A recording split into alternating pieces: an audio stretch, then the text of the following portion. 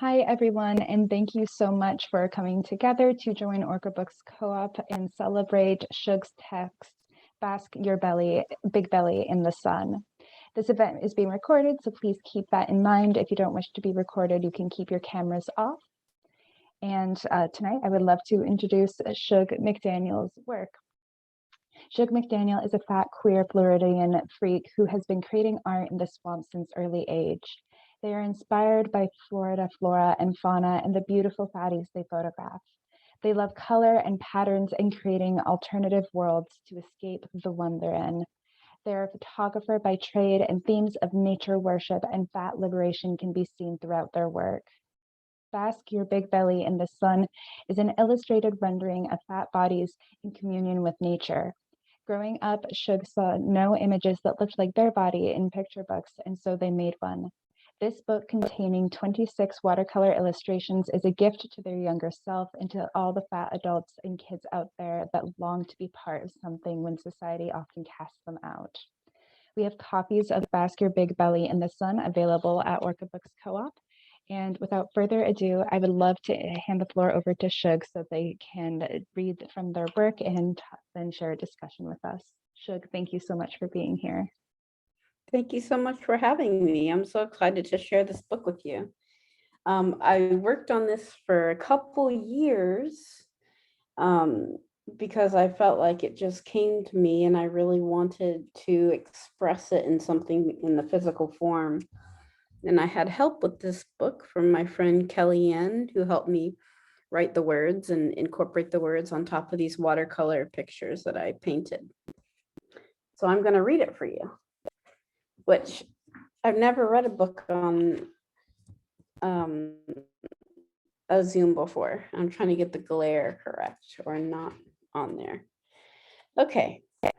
Bask Your Big Belly in the Sun by Shoog McDaniel. Edited by Kellyanne Mifflin, 2021.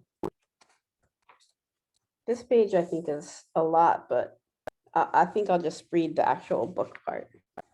Sink in and let the spring hold you. We've got many stories to share. Nature's landscapes have textures and lines just like yours.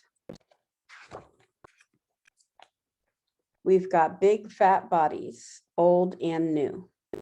You are perfect just the way you are. Happy and free.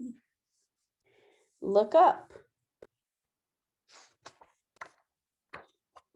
Nature's got juicy gifts for you. Don't worry about the cold weather. Your blubber will keep you warm.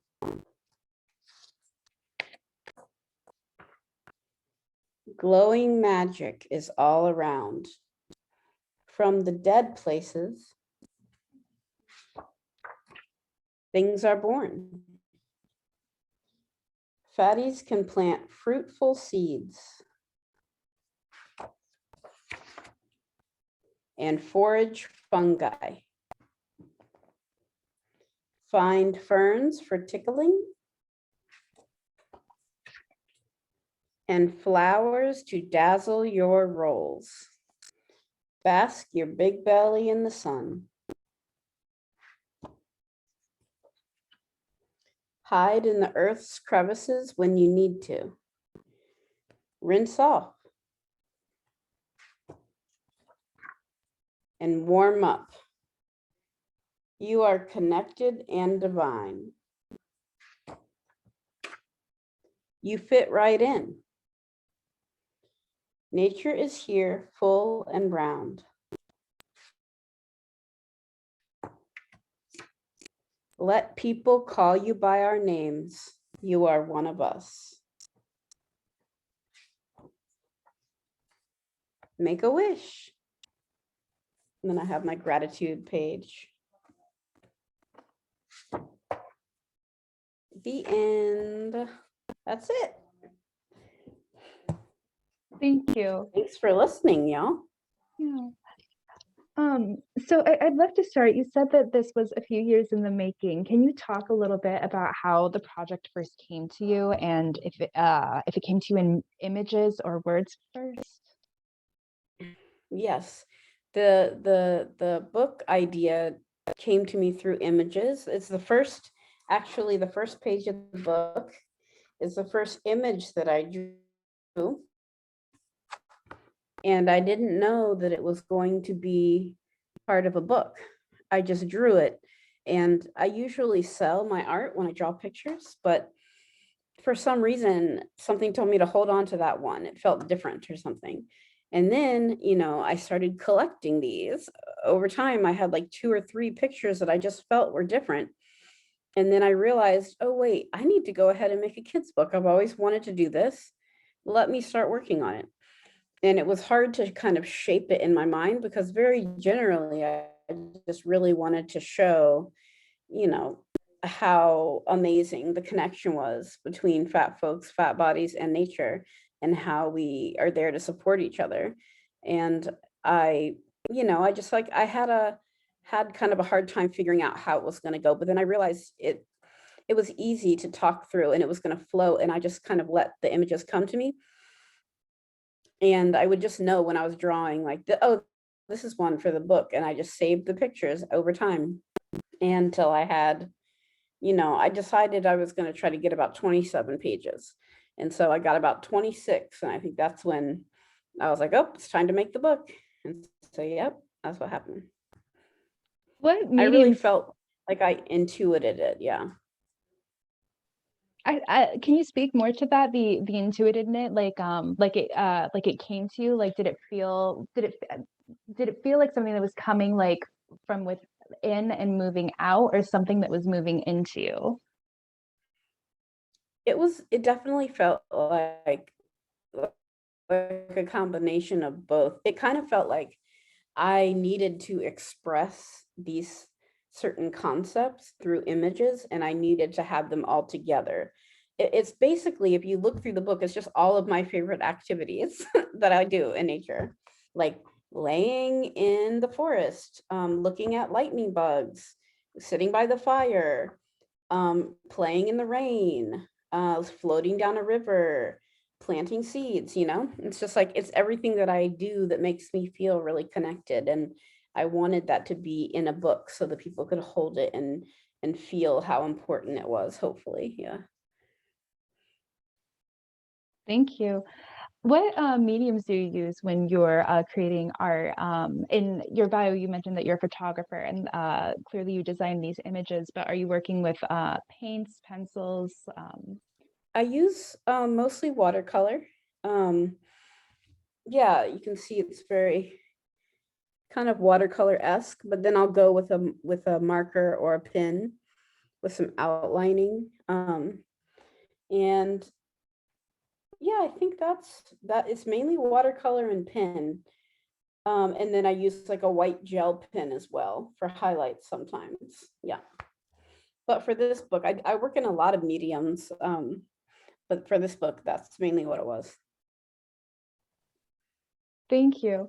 A lot of the images in here are seeing the self in nature, and as well as in your bio, you had mentioned that you created this book because you wanted to gift something towards your younger self and let there be something in this world for people to see.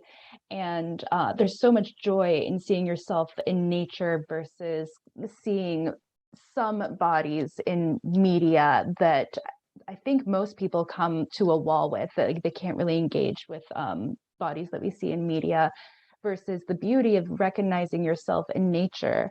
And I wonder if you could speak a little bit to that, like the liberation in being able to see yourself in nature and see yourself in everything that is both alike and different than you, rather than the feelings that we get when we look at media.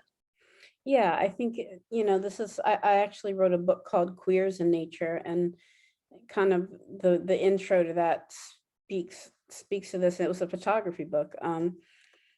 Just kind of like the fact that you're not witnessed. A lot of times if you go into nature, and you're just alone with a person or two, you know, of course it's a privilege to be able to visit nature for a lot of people, but if you can get there, there's a feeling of freedom from being seen, freedom from being watched and being judged and categorized. So that's like a big major one, is like you're surrounded by all these super like organic shapes and ambient beings and animals that are not looking or judging you at all. You're a part of something that's very alive, but that aliveness doesn't take away from your aliveness. It doesn't try to put you down, try to categorize you. So I think that's like one of the main reasons that I've figured out that like nature is literally so healing and important to my life, is just because there's freedom there. There's freedom to like expand it beyond your bounds, and often in society fat folks feel like they have to become smaller and squeeze into places we don't fit, you know. And it feels like specifically like swimming in water, like in a body of water, feels so amazing as a fat person because we're buoyant, you know. It's one of our special tricks that we have, is that our buoyancy keeps us floating. And yeah, it's just like, you know, I feel like there's so much magic to be had. And in society, when you're walking around in the city streets taking in all the media, there's not so much freedom there. Yeah. Thank you. Can you speak a little bit more to that shared aliveness in nature and that freedom in nature that you're talking about, and how it may or may not connect to art and freedom in art, or do you perceive freedom in art? Yeah, I mean, I think that's like all of my art is inspired by nature and is enmeshed with nature. Like everything I draw, there's like usually some organic element. And I do photography, and I almost strictly do it outside. So I feel very invested in nature as my most favorite backdrop, because it's all encompassing. It feels very much like, um you know, the original artist is nature. And you can walk through and see flowers and creatures and animals you've never seen before, and random little bugs. I just saw a centipede the other day that was just beautiful.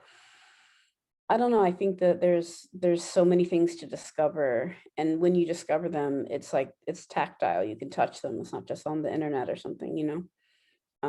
So yeah, to me, it just feels like art is nature is art, you know, and that's why I guess I oftentimes want to put fat people in nature, because people consider nature beautiful and artistic. And when you put fat people in the middle of that, it's hard to deny their sameness to nature. And thus it's hard to, you know, separate them from being art and being beautiful. And that's kind of the goal, I think. Thank you. Thank you so much for that. Um, when did you, or can you place when you first connected with nature? Did you grow up in a very like natural environment, or did you have city first and then encounter nature? I always lived on the outskirts of town. Tallahassee, Florida is where I grew up. My mom's in here. Shout out, mom. She would take us all the time to this place called Wakulla Springs. That was my first spring I ever went in. And the springs are really important to me because there's, you know, 72 freshwater springs that you can swim in Florida. People don't know or talk about them that much, but they're incredibly beautiful and important to our ecosystem. But yeah, I remember as a little kid splashing around in that real cold water. And I remember going on the boat ride, looking at all the birds and having that be impactful. And then just playing outside all the time as a kid, climbing trees, pretending we were shipwrecked and having to collect berries. There's just a lot of I guess like imaginative play that happened outside for me, that really, yeah, it was my playground. Yeah, outside was. I had a spot in a neighborhood where I lived, where me and a friend would meet in the middle of the woods, and then we'd go around, you know, just exploring and playing in the creek. It was a really nice life. Thank you.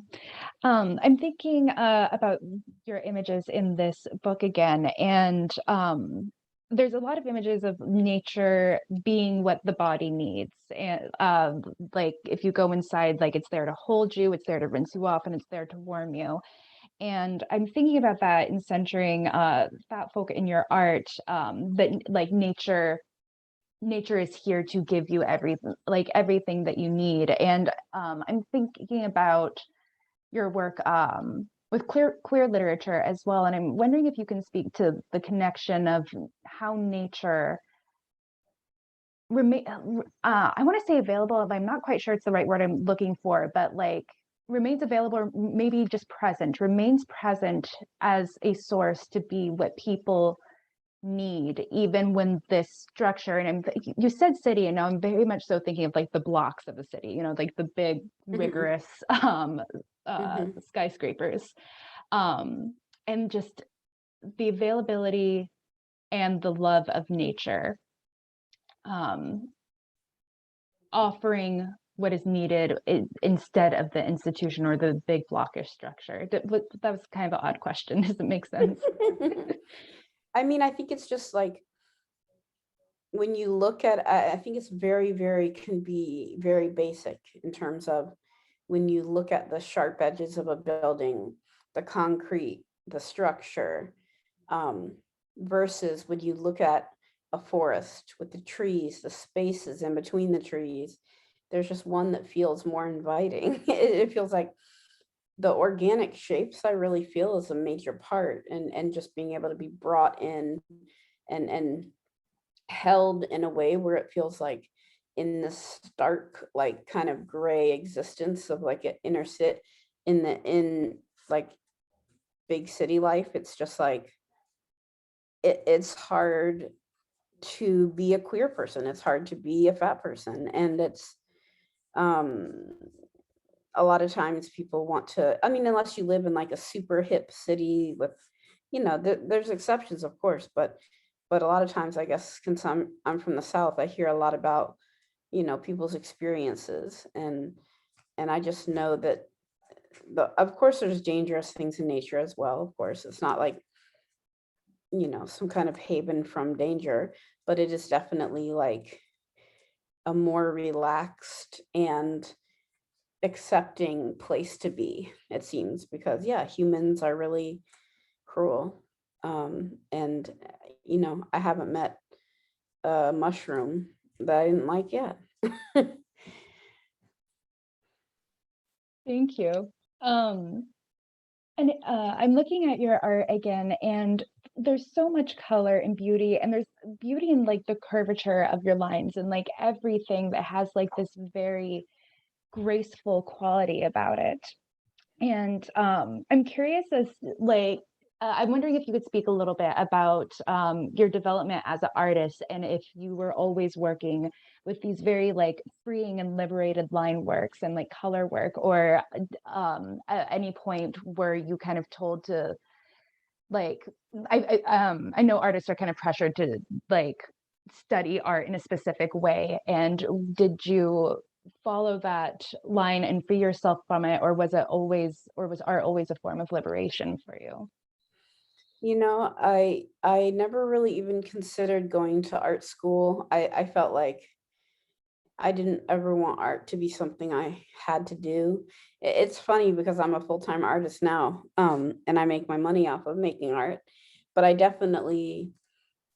feel like the experience that I've had with people that are going through art programs and just the information I've gathered is just that it really, yeah, they want you to put a lot of meaning behind everything you're creating so that there's ways to explain it with words. And for me, I want to make something pretty. It's very simple. It doesn't have to be deep for it to be impactful. And that's what really gets to me. It's like, yeah, I don't want to sit around theorizing for days about my art. I just want it to impact people how it does. And I think it does a good job. Um and yeah, I think for me it's just the way that I experience the world feels really like I want to share. I want to share, and I want to share freely, and I want to not have to feel like confined to a structure of being an artist. I will say, maybe if I went to school for art, I would like know how the business side of it a little better, because I'm not very good at that side. But I think that the life I live definitely has come from just following my intuition and following my heart and following my ability to create art without having the structures of like a formal education and that kind of stuff. Just finding my way and being creative. And I've been through a lot of different mediums. Like when I first started making art, I was doing a lot of like posters. Well, I did a big graphite piece for my mom when I was in high school, and it was very realistic. And I remember trying to keep up with that, but then really understanding it didn't bring me a lot of joy to just replicate exactly what I saw in the world, which I can do, but I didn't really want to. I wanted to be more creative and fun. And I've always been a really big lover of color. Even some would say over, I kind of go wild with it. And I like color a lot. And so, yeah, I think watercolor makes a lot of sense because I'm a very hectic, messy artist. My workspace looks like a disaster all the time. And, it's like kind of an organized mess. But yeah, I think watercolor really suits me and my personality. So Thank you.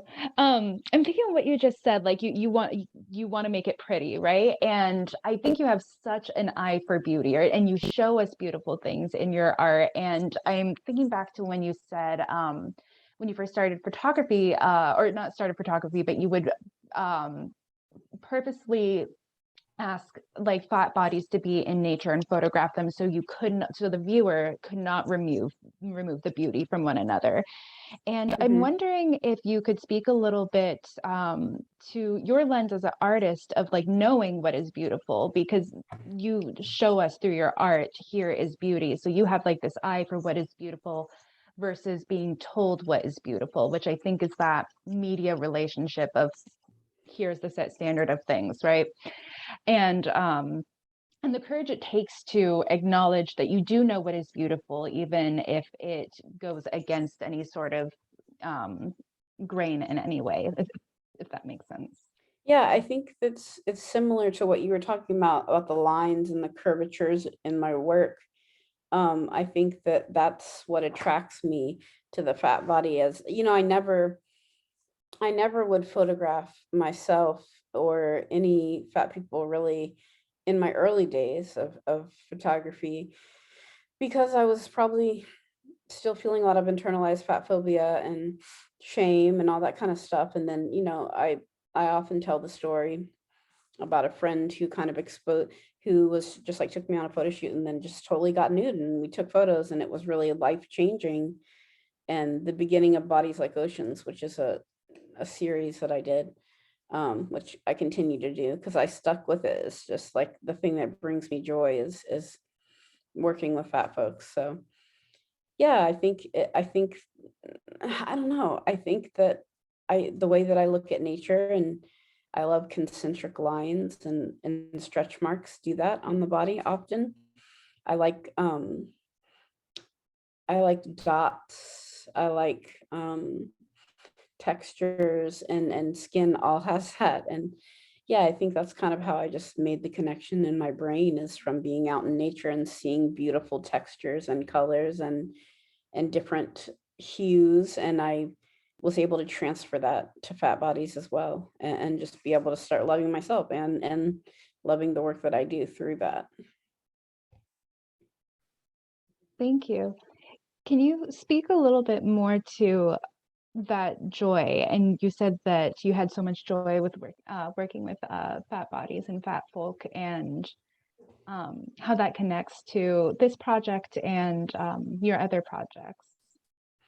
Um, yeah, there's just a real liberating feeling to be working with people who have similar marginalizations as you. I think that it's always like it feels really special and important to be around people that have gone through the same kind of stuff you've been through in your life. And so for me, it's just like about care of myself and love of myself, and love of fat folks, because I don't know, a lot of times we're really funny because we've had to be funny, you know, in order to make an impression. You know, a lot of times fat folks want, it's just like, you know, society is so skewed. It makes you have to prove yourself and your worth and your humanity. So I love the way that a lot of fat folks have a sense of humor, and um I don't know, I think a lot of fat folks are amazing artists because they've had to think outside of societal beauty standards. And I don't know, there's a lot of elements to it. But just, yeah, just like any marginalization, I think that having an experience in your life that is negative, a lot of artists use that to turn it into something positive, and yeah, to try to resonate with people of similar identities. Thank you. You said something really insightful right there. This that people are put in the position where they have to prove their humanity, which is a difficult. I'm trying to phrase it. Having to prove your humanity, and then I'm thinking back to what you said earlier in the conversation about being in nature, and there is that freedom of not having to be witnessed, or and freedom from judgment, and the shared aliveness had with nature. And I guess the question I want to ask is, do you think that there's more humanity in nature, or more connectedness in nature, when there isn't that need to have to prove one's humanity? So I'm stuck. I'm sorry. I'm very stuck on it. You're very insightful. You broke my brain a little bit in a good way. I really appreciate your insights and feedback, because honestly, I don't get a lot of discussion around my work often. And so it makes me feel really excited to be able to think about it deeply, because like I said, I think about it pretty simply often, but it is fun to actually unravel and understand how it affects people, you know? It's fun for me. I always am just like, ooh, tell me what you think. So yeah, I like it. Good. I'm glad. Because I mean, you know, your work is just so beautiful, and there's some, and I'm thinking about care as well, and sharing art as a form of care, you mentioned. And then I'm thinking again about how you wrote that you created this book as a gift to the younger self, so like offering like a form of care, like in retrospect, like in the past, to that young version of you that you then get to share with young and old people now. I And sent a bunch of books to friends that have fat kids. That felt really fun to just be yeah, able to disseminate what I wanted to. did Yeah. you see their response? Did you see their joy? Yeah, definitely. People sent me pictures, and not even just fat kids, any kids need to read the book, you know, because everyone has a belly. So, and who knows who's going to be fat and who's not. So it's just, it's, I think it's an impactful book for, I just actually gave a copy to these two kids that I was staying with, and they loved it and loved the pictures. And I feel like it's fun for kids because there's a lot of different animals and that kind of stuff in it. Definitely. And there's this rhythm of magic that's happening throughout it as well. And it's in like the beautiful like colors, and also just like having like seeing these bodies like in nature, be with nature.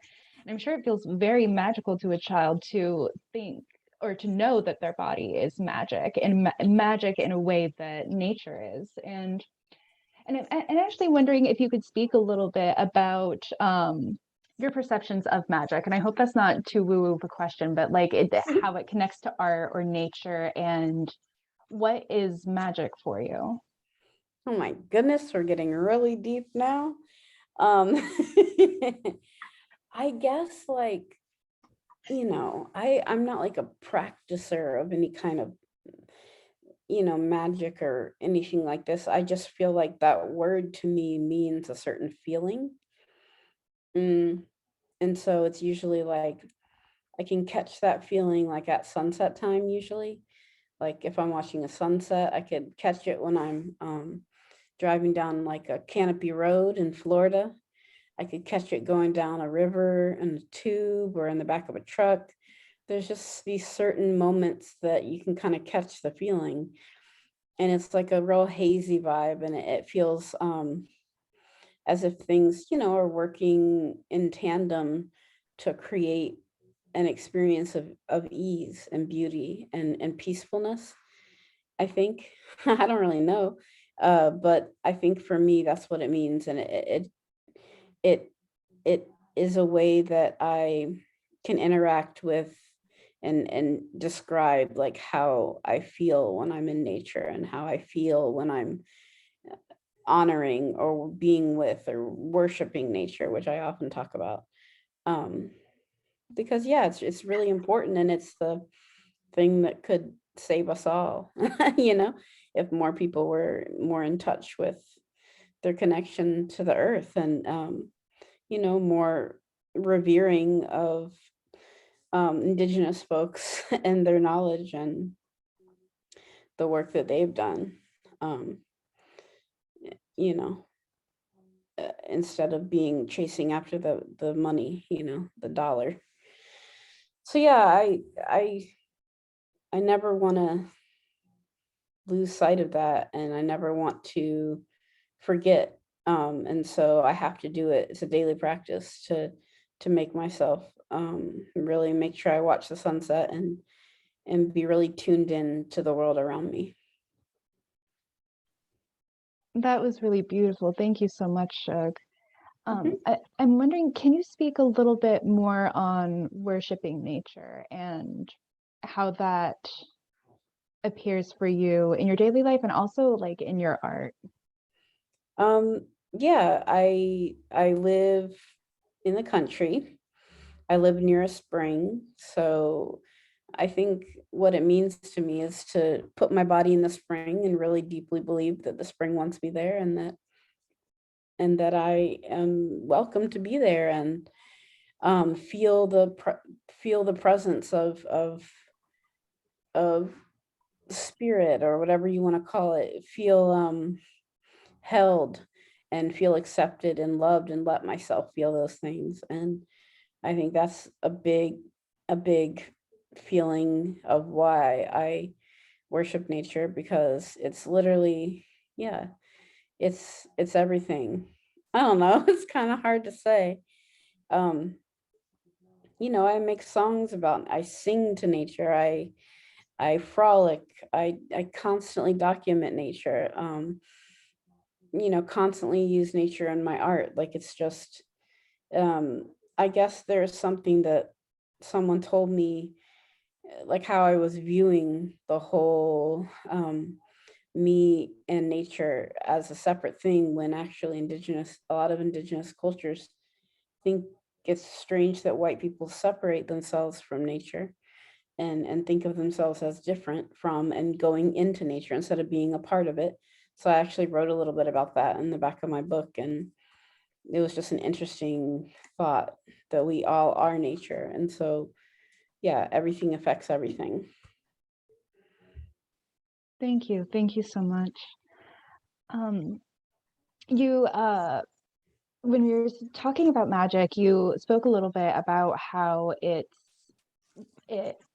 enters into this sense of ease or peacefulness. And when I think about the world now, as it's like, when I think about, and you're right, I'm about to do the separation of like human and nature right now, because I was thinking the people world, it's so chaotic, right? And to Mhm. have magic be this like sense of ease and peacefulness, and this offer of ease and peacefulness, and I'm only just now thinking that that's probably the natural state, and we kind of invented this chaos for ourselves because Oh yeah, we're of bored or course. something.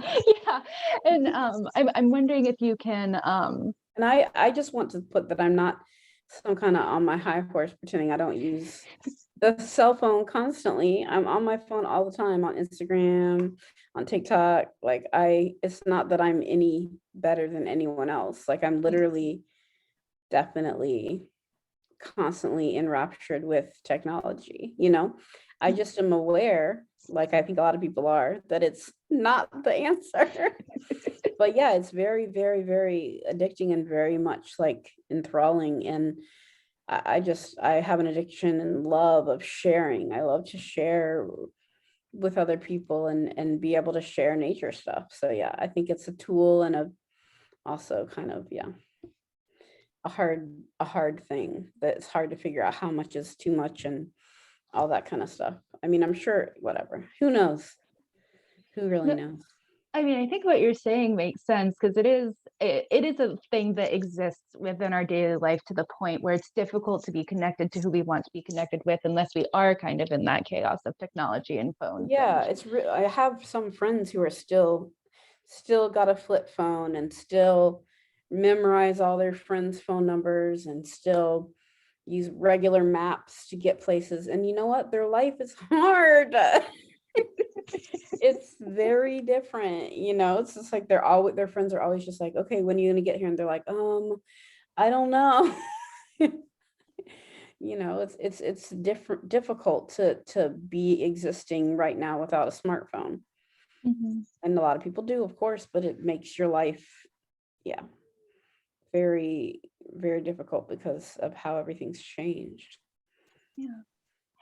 I'm wondering if you could speak a little bit to how you've managed to, or if you've managed to, it appears as though you've managed to balance like that chaos that is like the technological world and still hold on to that magic and peace within your art, within nature.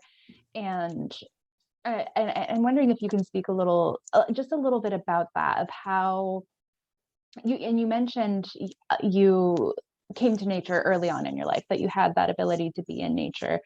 And I guess I'm curious, and I want, and maybe it's too personal a question, but like, how do you continue to be just as enthralled with nature as engaged in as you are engaged in the technological world, if that makes sense? Well, I think my whole art practice is based on it.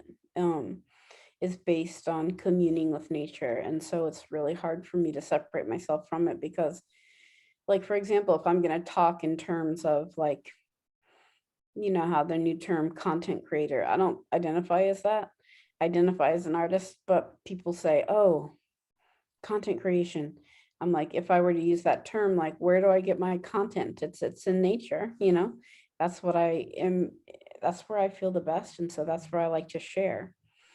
And yeah, it's a balance that I have not perfected. I'm going to be real with you. Like, you know, I would love to be on my phone way less. But I think it's really just like a deep understanding that it's really good for me. It's like good for my mental health specifically to be outside. And I forgot you know, I'm really bad at knowing where I get my quotes from and stuff, but this gentle awareness or gentle, I forgot the word, but basically it's just like this soft awareness where when you're outside, your attention is being taken in lots of different directions. You see a bird, you hear something over here, the wind in the trees, like you're able to kind of zone out in a million different directions. And so your mind can be calmed. And I have ADD real bad.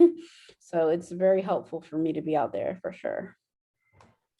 That's why I'm on TikTok or I'm like looking at the trees. It's one or the other. Thank you so much for that.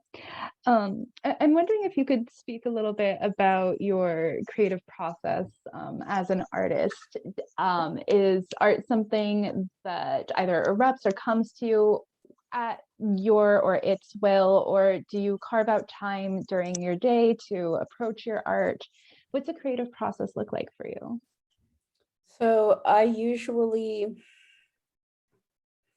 go through phases. So right now I'm on tour creating photos. And so every day I do a photo shoot. I go home, I look through all the photos I took, which is usually like around 800, 900 a session per person. And then I pick out the best ones and then I email all those pictures over. So that whole process takes, you know, multiple hours and stuff. But right now, so that's my focus. I'm not working on any kind of other artwork or anything. I'm just focusing on my photography. But when I get home, that's my art zone where I've been right now, I'm really big into making t-shirts, not making them, but dyeing them and putting words on them. Um, and I'll just go through phases. I went through a lino cut moment where I was like making lino cuts and having like fun inky backgrounds with like words and different images. And then I'll go to just this is my go-to is like watercolor. So like if I don't know what to do, but I feel the desire to create, I just sit down, get a piece of paper, open up the watercolors and start. Um, I'm not a big planner. This book was really hard because it took 2 years because it's hard to plan things for me. I just let things flow through me, and that's how it's always worked. And so, yeah, I sit down and I start, and I don't have a plan generally ever. I just see what happens, and sometimes it's great, and sometimes it's not good. And yeah, that's basically it. I like to make TikToks a lot now. And for the TikToks, sometimes I'll have like a little plan in my head first, but it usually changes. I just like to think of little stories and then try to act them out or try to make one of my friends act them out. Um, and it's usually something about nature. So yeah. Thank you so much. I have a friend who is a poet artist as well, and she has this idea, and it reminded me when you said phases, that art comes in is cyclical, similarly to nature. Things bloom and then they go dormant in the winter and then they Mhm, come back, and it's all a phase or a cycle, which mhm. really reads with the way that you've connected with nature. I just have a few more questions about your art, and one is about the process of putting this book together. So you mentioned you kind of developed the images over time, and I'm wondering how the process of putting them in order came to you, and how, and if there is coherency within the picture book of like this period of this is how you were held, and this is how you were embraced by nature, and this is how you get to relax in nature. Mhm. And I'm wondering if you could speak a little bit to the decision process of how you ordered it and put it together as a book. That's a big shout out to my friend Kellyanne, who's like one of my best friends and who was visiting and really helped me get this project finished up because I was like, I have all the pictures. What do I do? And so we laid them all out on the ground. It was beautiful. We just laid them all out. We thought, okay, what do we want to see first? And I always knew that I wanted this one page first because it was the first page I ever drew of it. And so I put that one first. And then we tried to figure out, oh, is there a story here? And then we realized, no, it's not really a story, but it's just kind of a guidance. It's kind of just like an omnipresent voice. And so we tried to just have these word bubbles with there weren't any arrows going to any animals. It was just like a word bubble on the page. And we kind of both thought, oh, the voice is coming from nature. Let's just kind of say what nature would say in these images. But then we workshopped it from a few different people and they said that's too abstract. We need to understand who's talking. And so we made them coming from, you know, animals mostly that could, but pretend to talk or share knowledge, share some like worldly advice or something. And so that's kind of what we did. And we kind of wanted each page layout to look good together. So that was one element, is we looked to see that they would kind of look nicely, like maybe that their horizon lines were similar. And then we wanted things to flow, like the words to flow. And that was the hardest part, is figuring out all the words and what they were going to say. But we realized that it doesn't have to be too wordy because the pictures are really full. And so we kind of just added a couple little phrases that would help kind of guide the viewer. And I think it came out really nicely. I feel real happy with it. Absolutely, I think you should. I mean, it's beautiful, and I'm so glad you said the word guidance, because there is kind of almost like this guided meditative quality about it, of Mhm. like going through it, looking at the images, looking at the words, and hearing the animals. And it's different it's different animals in different images, but it's kind of like this collaborative animal voice of like nature communing through, or spirit, whatever you would call it, through these animals and guiding you to a point of relaxation. Like I felt relaxed the first time I finished going through this book. Like there was an ease that I had been led into. And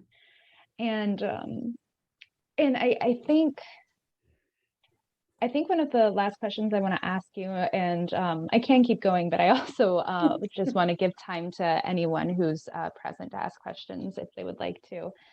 But how did you know when it was finished? And was there a big finished feeling of like, yes, we did it, or was it a relaxation? Or did you keep tweaking it until, the final publication time? I really went into my brain and was like, is there anything that I love that I haven't illustrated yet? I was like, all the things in nature that I love, are they represented here? I just had to yawn in the book. But I think that's really what happened, is I kind of got to the point where I was like, okay, I think everything's in here. Of course, not everything, but a lot of the elements of what I like. And I told you I was trying to aim for about 26, 27 pages, because that also was just like a random number that came to me. So I was like, all right, I'll aim for that. And it was tweaked down to the last minute. We definitely changed things around. We had to change a lot of the margins because things were going off the page and all this kind of stuff. And some of the words felt awkward. We changed those. We sent it to a bunch of people to read through. So, but yeah, we had a lot of help, and it was really, it was good. Thank you so Thank much. you so much for your questions. They're so good. And yeah, I loved being asked about this. I loved asking questions. It always makes me happy to hear that they don't come off as weird or annoying, because I just get really excited when I see people's art. And it was really flattering. I loved it. And there's just so much beauty and passion in this book. So thank you so much for sharing this discussion and for sharing this book with us, and allowing it to exist in the world. We're happier for it. Oh, thank you so much. That makes me feel so good. I haven't really talked about or done anything about my book so far, and this is the first thing, and it makes me feel really good. I'd love to do more. Yeah, I hope you do, and I hope we get to host it again when you have your next collection of work. Oh, yay! Yeah, however many years it needs to take, but there is a lot of beauty and joy, and as I said, there is like this sense of relief and ease when you come to the end of it, of just. When I first started, I almost thought like, oh, am I being forgiven for something that I like almost like I had like this something in me that needed to be released. I don't know. I'm going on. Thank you so much for your work, Shoog, and thank you so much for coming to here with us tonight, Shoog. Yeah, of course. Thank y'all. Thank everyone who came. Shout out to my mom again, and Emmy. That's who I know, and Miranda.